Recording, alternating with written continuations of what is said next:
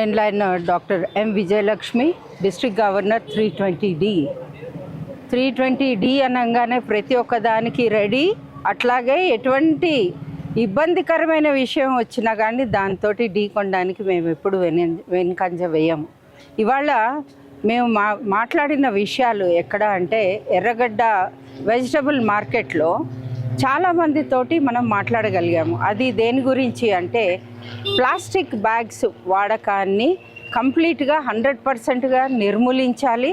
అట్లాగే ప్రతి ఒక్కళ్ళు చేతి సంచి, బట్ట సంచిని వాడాలి అని, క్లాత్ హ్యాండ్ బ్యాగ్స్ని వాళ్ళు బయటికి వెళ్ళేటప్పుడు లేదా ఏదన్నా కొనేటప్పుడు వాళ్ళు గుర్తుగా ఒక బ్యాగ్ వాళ్ళతో పాటు 100% తీసుకురావాలి అన్న వాళ్ళలో ఒక ఆలోచన రేపడానికి, ఒక అలవాటుగా దాన్ని ముందరికి తీసుకెళ్ళడానికి ఇవాళ మేము చేసిన ప్రయత్నంలో చాలామంది అందరూ మాతోటి ఏకీభవించారు. కానీ చాలా చోట్ల మటుకు వాళ్ళు సంచులు తేలినందువల్ల, బట్ట సంచులు తేలినందువల్ల ప్లాస్టిక్ బ్యాగ్లలో తీసుకెళ్ళవలసి వస్తుంది. ఇప్పుడు మేము గమనించింది ఏంటి అనంటే షాప్ వాళ్ళు కూడా ఎందుకు సార్ మీరు బ్యాగ్ తెచ్చుకోలేదా, మీరు బ్యాగ్ ఎందుకు తెచ్చుకోలేదు అంటే మరి తెచ్చుకోలేదు, నాకు ప్లాస్టిక్ కవర్లు వేసి ఇచ్చేసాయనంటే వాళ్ళు లేదు ఇవ్వలేము అని 2-3 ధైర్యం చేసి చెప్తే వాళ్ళు కొనకుండా వస్తువులు అక్కడే పెట్టేసి వెళ్ళిపోతున్నారు.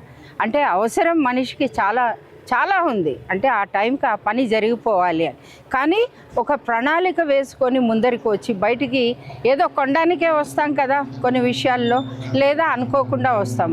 మన బండిలో మన జేబులో ఒక చిన్న బట్ట సంచి పెట్టుకున్నందువల్ల నష్టం ఏమీ లేదు. సో దానికి అందరికీ వాళ్ళ అవగాహన గురించని వచ్చాము. Plastic bag kerosene material, chemicals తోటి తయారు చేయబడినవి. మన స్వచ్ఛమైన కూరగాయలు కానీ మరే వస్తువు కానీ దాంట్లో వేసుకుంటే దానివల్ల దానికి ఉండే కెమికల్ ఎఫెక్ట్, బ్యాగ్కి ఉండే కెమికల్ అంతా కూడా మన తినే పదార్థాలకు అంటుకొని దాన్ని కంటామినేట్ చేసి అవి మనం తిన్నప్పుడు మన నోట్లోకి వెళ్ళి మన ఆరోగ్యాన్ని పాడు చేస్తుంది. ఆరోగ్యం పాడవడము అని అంటే మనం రెగ్యులర్గా చేసుకునే కార్యక్రమాలు మనము నిలుపుదల చేసుకోవడమే, అవునా? అయితే మనం దీన్ని నివారించాలి అని అంటే మనలో ప్రణాళిక ఉండాలి, ప్రత్యేకంగా అవగాహన ఉండాలి. అవగాహన ఉండి దాన్ని అమల్లో పెట్టడానికి దృఢ నిశ్చయం ఉండాలి. మనము ఈ కొన్న బ్యాగ్స్, వాడిన బ్యాగ్స్ మళ్ళీ మనం ఏం చేస్తున్నాము, దాన్ని తడి పొడి చెత్తనని మనం విడిగా చాలామంది వేరు చేయటం లేదు. దాన్ని తీసుకెళ్ళి డైరెక్ట్గా ఒక బ్యాగ్లో పడేసేసి మనకి GHMC వాళ్ళు వచ్చిన వెహికల్లో పడేస్తున్నాం. లేదా దారిపైన మనకి ఎక్కడ అది అవసరం లేదనుకుంటే దాన్ని విసిరి పడేస్తున్నాం. దాంతో మనం ఇంత శుభ్రంగా పెట్టుకోవాలనుకున్న రోడ్స్ చెత్త అవుతున్నాయి. లేదా డంప్ యార్డ్స్ లేని చోట వేస్తే అది గాలికి ఎగురుకుంటూ వెళ్ళి ఆ చుట్టుపక్కల కాలువల్లో కానీ డ్రైనేజ్ సిస్టమ్స్లో కానీ వెళ్ళిపోతున్నాయి. ఇప్పుడు కొన్ని చోట్ల గమనిస్తూ ఉన్నాము, దాన్ని డైరెక్ట్గా తీసుకెళ్ళి డ్రైనేజ్లో వేసేస్తున్నారు, లేదా ఓపెన్ డ్రైన్స్లో వేస్తున్నారు. దానివల్ల ఏమవుతోంది, ఇప్పుడు మళ్ళీ వర్షాకాలం రాబోతోంది. ఆ వర్షాకాలంలో ఏమవుతుంది, మొత్తం అంతా డ్రైనేజ్ అంతా క్లాగ్ అయిపోతాయి, మ్యాన్ హోల్స్. అది ఎంత శ్రమతోటి కూడుకున్న విషయము. అట్లాగే కొన్ని మార్కెట్స్లో థర్మోకోల్ డబ్బాలు కూడా దాన్ని వాళ్ళ అవసరం తీరిన తర్వాత దాన్ని ప్రాపర్గా డిస్పోజ్ చేయకుండా ఆ పక్కనే ఉండే కాలువలోనే ఎక్కడో పడేస్తున్నారు. అది అలా కొట్టుకుంటూ వచ్చి మేజర్గా మ్యాన్ హోల్స్ బ్లాక్ చేయడానికి అది కారణం అవుతోంది. సో ఇటువంటివన్నీ గత ఎన్నో సంవత్సరాలుగా అందరూ గమనిస్తున్నారు, అందరూ ఇబ్బందులు పడుతున్నాం. కానీ ఎందువల్ల ఆపలేకపోతున్నాం? అవగాహన లేకనా, ఆలోచన లేకనా, మనకి సమయం సరిపోకనా, లేకపోతే దాన్ని కలెక్షన్ చేసుకునే వాళ్ళు తగ్గా? ఇట్లాగా మనం ఆలోచిస్తే ప్రతి ఒక్కళ్ళము ఇటువంటి విషయాలపైన బాధ్యతని మన ఉద్దేశపూర్వకంగా తీసుకొని మీరు ముందరకు వచ్చి బాధ్యతాయుతంగా దాన్ని చెత్తను డిస్పోజ్ చేయాలి, ప్లాస్టిక్ని డిస్పోజ్ చేయాలి, థర్మోకోల్ని డిస్పోజ్ చేయాలి. అట్లాగే మనము కంటామినేటెడ్ ఫుడ్ ఏది మనకి మేజర్గా టీవీస్లో కనిపిస్తున్నది, చిన్న చిన్న హోటల్స్లో కానివ్వండి, మరి ఏ షెడ్ హోటల్స్లో కానివ్వండి, మరి మీడియం అండ్ లార్జ్ సైజ్ రెస్టారెంట్స్లో కానివ్వండి, దాన్ని స్టోర్డ్ ఫుడ్ స్టోరేజ్ మనకి ఒక ప్రొవిజన్ ఏంటి, 1 లేదా 2 రోజులు అనుమతించబడిన ఫుడ్ కార్పొరేషన్ వాళ్ళు ఏదైతే ఇన్స్పెక్టర్స్ వాళ్ళు మనకి ఏదైతే నిబంధనల ప్రకారం మనకి ఇచ్చారో ఆ నిబంధనలను అతిక్రమించి మనం దాన్ని స్టోరేజ్ చేసి అది కుక్డ్ ఫుడ్డా అన్కుక్డ్ ఫుడ్డా వెజిటబుల్సా మీటా డైరీ ఫుడ్డా అన్నది కాకుండా దాంట్లో ఏది మనకి ఎన్ని గంటలు మట్టుకే మనము దాన్ని స్టోర్ చేయగలము అన్న అవగాహన ఉన్న ఒక నిర్లక్ష్యం, ఎవరు కనుక్కుంటారులే ఎవరు చూస్తారులే అన్న నిర్లక్ష్య భావనతో దాన్ని స్టోర్ చేసి దానికి ఫంగస్ వచ్చినా దాని ఏ విధమైన బ్యాక్టీరియా చేరినా దాన్ని గమనించకుండా ఉడికిస్తే పోతుంది లేదా మసాలాలతోటి దాన్ని ఫ్లేమ్ కవరప్ చేస్తే సరిపోతుందని అటువంటి వాటిని వండి ఏమీ తెలియని ఆకలితోటి వచ్చిన కస్టమర్స్కి వండితే అది ఎంతటి పాపం. మీ పైన నమ్మకంతో కస్టమర్స్ మీ దగ్గరికి వాళ్ళు ఆకలిగా ఉన్నప్పుడు వస్తారు. ఆ ఆకలిగా ఉన్నప్పుడు వచ్చినప్పుడు మీరు ఇటువంటి కంటామినేటెడ్ ఫుడ్ కనుక సర్వ్ చేశారు అని అంటే నైతికంగా మీరు చాలా దీని గురించి ఆలోచించవలసి ఉంటుంది. అది క్షమించరాని నేరం. అది జనాల్లో అభద్రతా భావం తేయకూడదు. మీ హోటల్కి ఆర్ మీ రెస్టారెంట్స్కి తిరిగి రావాలి అని అనుకుంటే మీరు కూడా స్వచ్ఛంగా మీరు ఇంట్లో ఏ విధంగా అయితే వండుకుంటారో అట్లాగే మీ బిజినెస్లో కూడా ఆ విధంగానే ఉండాలి. అది అందులో ఈ సర్వీస్ ఇండస్ట్రీ అన్నది చాలా ఇంపార్టెంట్. ఒక్కసారి కనుక ఆ గుడ్ విల్ మీ పైన నమ్మకం తగ్గింది అని అంటే మళ్ళీ దాన్ని నిలుపుకోవడం కష్టము. లైసెన్స్ కనుక ఒకసారి మీకు బ్లాక్ మార్క్ వచ్చింది అని అంటే మీ పైన గమనించే వాళ్ళు ఆఫీసర్స్ కూడా ఉంటారన్న విషయాన్ని కూడా మీరు గుర్తు తెచ్చుకోవాలి.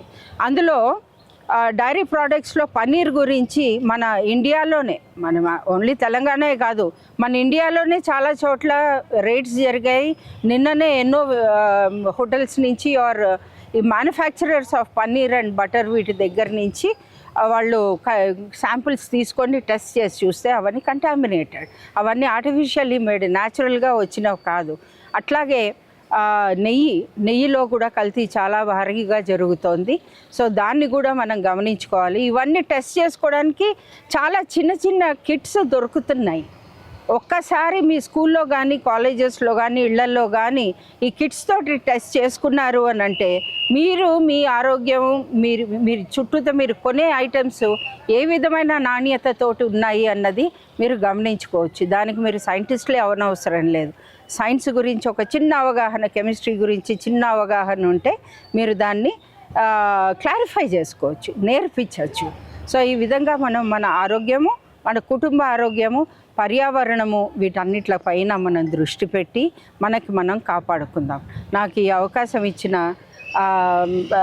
సభ్యులందరికీ అన్నం కోటిరెడ్డి గారు అండ్ సనత్ నగర్ మొత్తం క్లబ్ మెంబర్స్ అందరూ కూడా డేవిడ్ రాజు గారు థ్యాంక్ యూ వెరీ మచ్. మీ లీడర్షిప్లో ఈ సంవత్సరం చక్కటి కార్యక్రమాలు ఇవన్నీ బాగా జరగాలని కోరుకుంటున్నాము. అట్లాగే ఇంటర్నేషనల్ ప్రోగ్రామ్ కూడా వచ్చి మీరు గమనించారు. మన సంస్థ భారతదేశంలో కాదు అంతర్జాతీయంగా కూడా ఎంతో కీర్తి ప్రతిష్టలు సాధించి ఎన్నో సేవా కార్యక్రమాలు చేస్తున్నారు. సముద్రంలో నీటి చుక్కలాగా అన్న కాకుండా ప్రతి నీటి చుక్క ఒక బాధ్యతాయుతమైనది, ఒక అమృత బిందువు అని భావిస్తూ మీరందరూ కూడా కార్యక్రమాలు చేస్తూ ఉన్నారు. దానికి నా హృదయపూర్వక అభినందనలు. మరి హనుమంతరావు గారు మీరందరూ కూడా రండి. చార్టర్డ్ అకౌంటెంట్ తిరుపతి రెడ్డి గారు, ఈయన president of Sanath Nagar, past president. Me association, law association కూడా ఆయన ప్రెసిడెంట్గా ఎన్నికయ్యారు. సో ఆయన బాధ్యతగా ఆయన కూడా ఈ అవగాహన కార్యక్రమాన్ని ముందరికి తీసుకెళ్తారని ఆశిస్తూ, కొత్తగా చేరిన సభ్యులు ఈయన శ్రీశైలం గారు ఇవాళ ఈ సర్వీస్ చూసి కోటిరెడ్డి ఉందర్రా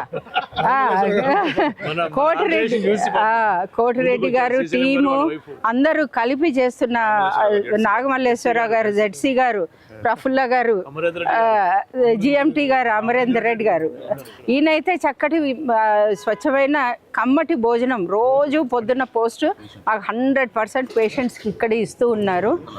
ఈ మెంటల్ హాస్పిటల్, ఎర్రగడ్డ మెంటల్ హాస్పిటల్లో వాళ్ళు చేస్తున్న కార్యక్రమం ప్రతిరోజు దాదాపు 200 మంది 250 మంది భోజనం చేస్తున్నారు అని అంటే 7 సంవత్సరాలుగా అంటే ఎంత దృఢంగా, ఎంత ప్రణాళికతోటి, ఎంత మందిని కలుపుకొని ముందరికి వెళ్తే ఈ విధమైన కార్యక్రమాలు జరుగుతాయి అన్నది కూడా మీరు జనాలు గమనించుకోవాలి.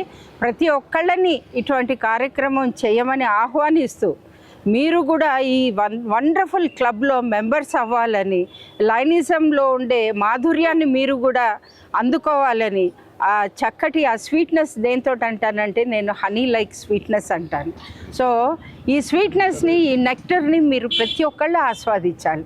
ఇది నా invitation for you all to join Lionism, become a Lion member and join this wonderful organization and spread our motto, we serve.